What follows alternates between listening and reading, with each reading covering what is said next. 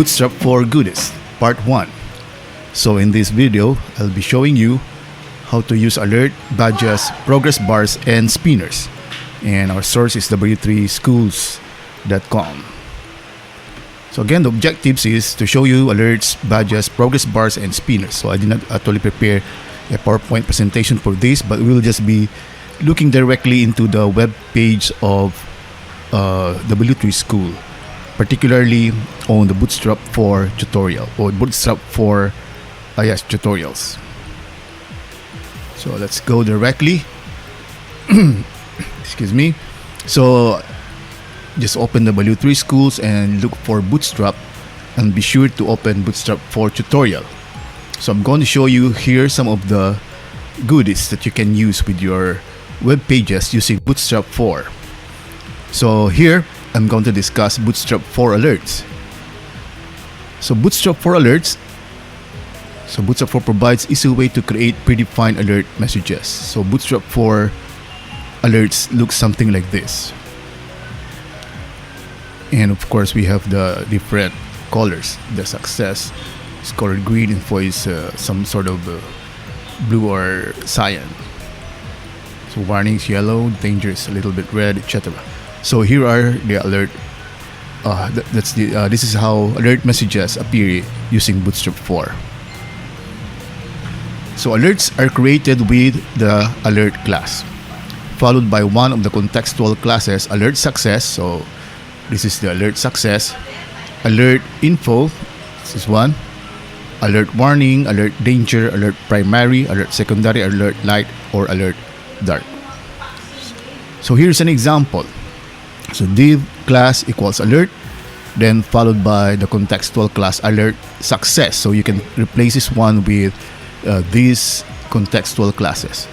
Then we have here the message, then div. So if you're going to look at this, so let's click on this, try it yourself. So let's look at this one. So here are my codes. So here's the output, and here are the codes. So H2 alerts, this one. So this is the paragraph, alerts are created. And then here is now my first alert message. So here's the output. So strong, so alert success. So strong success. So this is this part. And then this alert box could indicate a successful or positive action. So alert action. So this is the output of the alert box. And then alert info. Let's take a look at another one. This one, alert info. So just use the div class alert, then alert info, and then again the text. So you can actually provide other contents here, not only text. If you want to place graphics, if you want to place icons, then you can place icons. So here's now the appearance. So we have strong info, so info, and then this alert box could indicate a neutral, informative change or action. So this is now the output. Okay, so that's how simple it is to create alert messages. Alert links. So add the alert link class to any links inside the alert box to create a matching colored link. So more or less the color will be matching your contextual class. So the appearance will be something like this, and these are the links. So this text here. So as an example, so we have here div class alert success. So success, you should, and then we have here the link, and then inside the link, you notice here we have here class equals alert link, so that the color of this will match the color of this contextual class. So that's the purpose of the alert link. So let's take a look at some outputs. So I'm going to click this one so that I'll have my side-by-side, my code will be side-by-side with my output. So let's take a look at the second one, because the first one is similar to what I have discussed a while ago. So the class equals alert info. So this is this part. So that's the color. Strong info. So that's the first part. Then you should. This is that part. And then we have here now our link. So our anchor tag. So of course you have to replace this one with the URL. Then we have class alert link. So read this message. So this is now a link. So if you click on this, it may open another page, or it will place you on another portion of the page, the same page. So these are what we call alert links. Closing alerts. So we can have also, if you notice here, there's no way for us to close this. There are no buttons here, but here what we're going to show you here is there's a way for us to close the alert. So click on the X symbol to the right to close me. So if you click on this, then the alert will close. So to close the alert message, add the alert dismissible class to the alert container. Then add class equals close and data dismiss equals alert to a link or a button element. So when you click on this alert box, the alert box will disappear. So here's an example. So what are the changes here? So up to this part is just the same, but here now we added this portion. So alert dismissible. And then, so aside from that, you should place some sort of a button that contains the following class. So it says here class equals close. So class equals close, and then data dismiss equals alert. So you should place a button with this two attributes. So class equals close and data dismiss equals alert. And then ampersand times is actually the letter X. So multiplication, so X. So that's our button. So let's take a look at some of the examples here. Okay, so have it side by side. So let's take a look at one example. Let's say this one, the second one again. So on the second one, here it is. So div class equals alert info. As I've said, it's similar with the previous one. And then we have alert dismissible. So we added this class. And then button type equals button. Then we have the following attributes. Class equals close, data dismiss equals alert. And then we have here the icon. Actually, it's just a symbol. So the X symbol. So that's the button. So this is this part. It's a button. And then we have the information for this alert box could indicate a neutral informative action, the div. So this shaded portion here produces this output, but we have here now the X button. So if I click on the X button, you notice that my alert message disappears. So if I click on this, the alert message disappears. Okay, so that's the purpose of data dismiss alert or dismissible alerts. Animated alerts. So we can also animate the alerts. So we have two ways to animate the alert: fade and show. So classes adds a fading effect when closing the alert message. So example, we just add the following. So again, the same alert danger, for example, are dismissible, and then we add fade and show classes. So let's take a look at this. That's it. So it is some sort of animated, a little animated animation. So let's take a look at some examples here. So let's take a look at the first one. So this is the code for the first one, for this first alert here. Excuse me. So the class alert, then alert success. Then again, it should be, so for us to show, to be able to see the animation, it should be a dismissible alert. So we add the class alert dismissible, then we have place fade and show. Then the same, we have the button to close the alert. That's why we have the class close, data dismiss equals alert times. So this is just what we added to our previous example. So if you click on this, there. So there is some sort of animation. So just not, it fades slow, a little bit slowly than the previous one. So that's now for alerts. The next here we have badges. So we have now badges. So badges. So these are badges. So badges are some sort of highlighted text. So to catch the attention of users. So let's say, for example, it can be similar to, let's say in Facebook, you may have, it will catch your attention that you have, let's say, for example, 3 unread messages, or you have 5 new messages, something like that. Or if, let's say, for example, if you are in an online seller or an online shop or an e-commerce site, then maybe for new products you can place a badge so that users could easily determine what are the new products. Okay, so badges are used to add additional information to any content. Use the .badge or the badge class together with a contextual class like badge secondary, so just like what we do with alert, within the span element to create rectangular badges.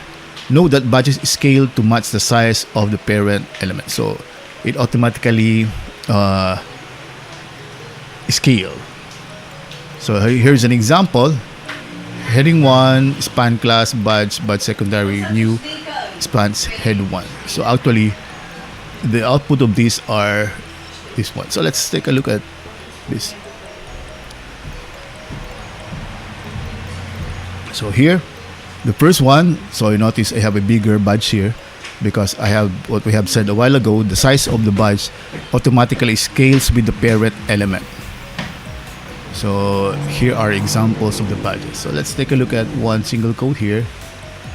So the highlighted one, so heading, then we have a span wherein we place the badge and then we just use the class badge and then the contextual class. So here we use badge secondary. So what if I use badge primary and then we run?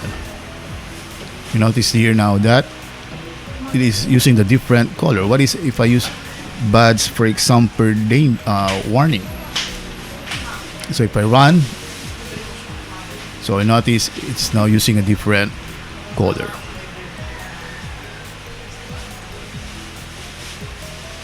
So again, contextual. So these are the colors. So we have done this a while ago. So badge primary, secondary, success, danger, warning, info, light, or dark.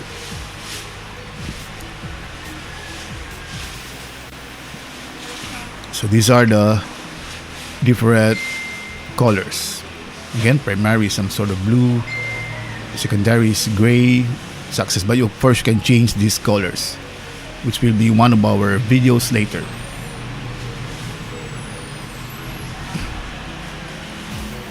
Peel badges. So actually what is changed here is just the appearance. So the corners are quite rounded, so it looks like a peel.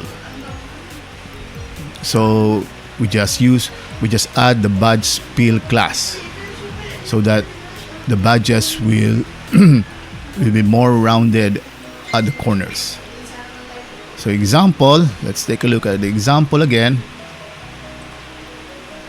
Look at this one. So badge peel, badge primary. So this is now the output. Of course, you can change this one.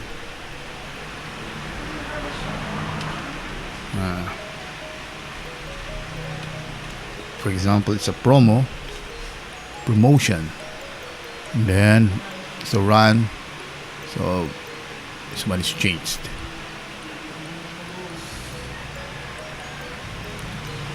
So we can also place badges inside an element. So as an example, this is the appearance. So messages, then it says here 4. So it is signifying that there are 4 messages. So how do we do this? So here in this example, we have a button with a class button primary. So this is this one, the messages, and then we place the span inside the button. So we use the badge light and then we place it 4. So the appearance will be something like this. Let's try other examples here, or let's look at other examples. So here, so we have here 2 buttons. So the first button is just like the button I showed you a while ago. So button primary, and then we have here the badge light 4. So that's the output. And then here notifications, badge light 7. So this is the output. That's why we use btn danger for the notifications. Okay, so these are badges. The next we have progress bars. So a progress bar can be used to show a user how far along he or she is in progress.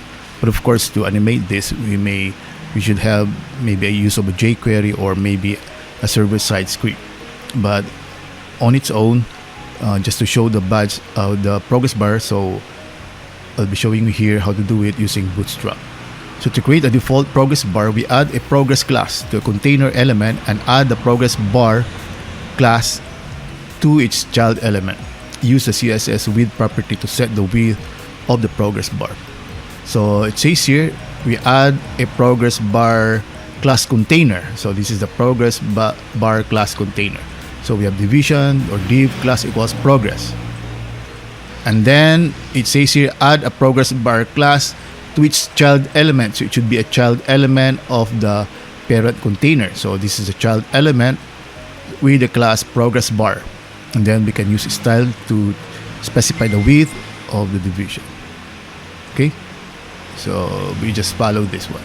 So again, it's container or the parent container using progress excuse, and then a child using the class progress bar. So we try it here. So it says here width equals 70%. So let's try to change that one to 50%. So if you run, so this bar is somewhere at the middle. If we use 20%, so that's 20%. If we change this one to 100%, then we have the progress bar is full. So this is a handy way of creating progress bar, and of course you just change this maybe using jQuery or JavaScript or other scripting language. The progress bar height. The height of the progress bar is 16 px by default. Use the CSS height property to change it. Note that you must set the same height for the progress container and the progress bar. So take note of this. So here's an example of progress. So we have style height equals 20 px and then progress bar. So inside the progress container is the progress bar, and then again the height should be the same as that of the container. So these are examples. So the first one, the height is 10 px. The second one is 20 px, and the third one is 30 px. So what if I change this one 30 px to 50 px, for example? So 50, and then the width is 80%. So I've changed the height. So this is the 30 px. So that's now 50 px. So we can change the height. Again, you should change the height of the container or the parent container, and then also of the child element. Progress bar labels. So a text inside the progress bar to show the visible percentage. So just like in this case. So what we do is we just place the text inside. So in the previous one, we don't have any text inside the child container. This time around, we just place the text inside the child container, and then that's it. So examples here. So we have this. So the same as the previous one, except that we place this text inside the div. So we have 70%.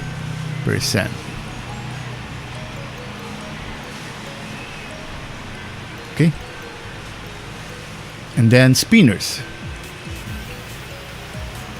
So we have also Bootstrap for spinners. So spinners, to create a spinner loader or a loader, use the spinner border class. So this one is an example of a spinner. So we just use this one, div class spinner, and then div. So try it. Let's try. let's take a look at the code. So here's our code. To create spinner is the border class. So here is the code to do this. Div class spinner border div. So that's it. We have now our spinner. Now for colored spinners, we just use the text property or the text contextual classes. So text muted, text primary, text access, text info, text warning. So this will be the appearance. So let's try it here. So we have here our code. So text danger is red. So this one. So that's this part. The red part. So that's a spinner. Growing spinners. So use spinner grow class if you want spinner loader to grow instead of spin. So just like in this case. So we have a growing spinner. So instead of spinner border, we now use spinner grow. So similar. So let's try. Let's take a look at this. So here, spinner grow, text muted. So similar but different sort of animation effect. Spinner size. So we use spinner border SM or spinner grow SM for small spinners. And that's it. So we can just make it smaller. Spinner SM.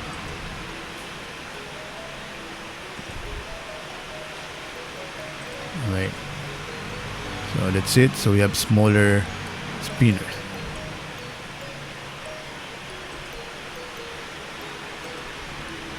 Spinner buttons. So for spinner buttons, add spinner to a button with or without text. So if this is our button, then inside the button we can use a class spinner border or spinner border SF. So we have now a spinner inside our button. So for the second example, we have this and with text, so loading. So the span spinner border is actually is the code that will show the spinner inside our button. Okay, so that ends our first part of Bootstrap for goodies. And on the second part, we'll be discussing more of some goodies that we can use with our Bootstrap 4. Thank you very much for viewing this video.